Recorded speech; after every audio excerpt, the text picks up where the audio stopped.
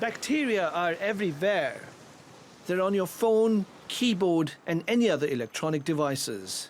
And in every handshake that's made, no matter who you are. In just one spoonful of earth, there are more than 1 billion microbes of 10,000 different varieties. But not all are harmful. Thanks to antibiotics, we're safe from most of those that are. Except from the superbugs, the ones that are immune to almost all antibiotics.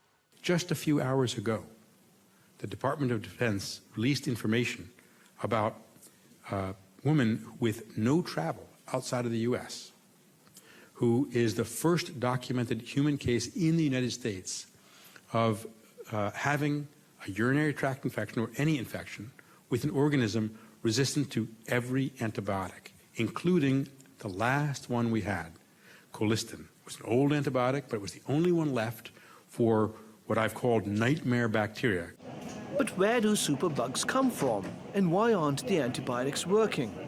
What's happening out there in the bacterial communities is the bacteria are becoming more resistant to antibiotics that we have in practice at the moment.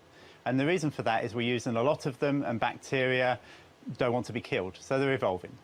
Superbugs are a threat to everyone, but people who are already sick are particularly at risk. Antibiotics are vital. It's life and death for us. An infection could be the end. You could have an infection that means you can't come back from that, or that the condition gets so bad that antibiotics just won't help anymore. So having antibiotics every day keeps us at an equilibrium. The thought of antibiotics no longer being effective is the end of our lives. There's no which way about it. Each year, 2 million people become infected with bacteria that are resistant to at least one antibiotic. 23,000 of them die. Bacteria have become resistant to antibiotics mainly because of the abuse of antibiotics. That leads to the evolution of super-strong drug-resistant bacteria, or superbugs.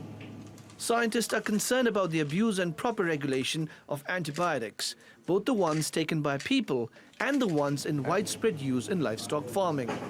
We need to make new antibiotics, but unless we have better stewardship and better identification of outbreaks, we will lose these miracle drugs. The medicine cabinet is empty for some patients. It is the end of the road for antibiotics unless we act urgently. One thing is clear: superbugs have arrived. Sourav Roy, TRT World.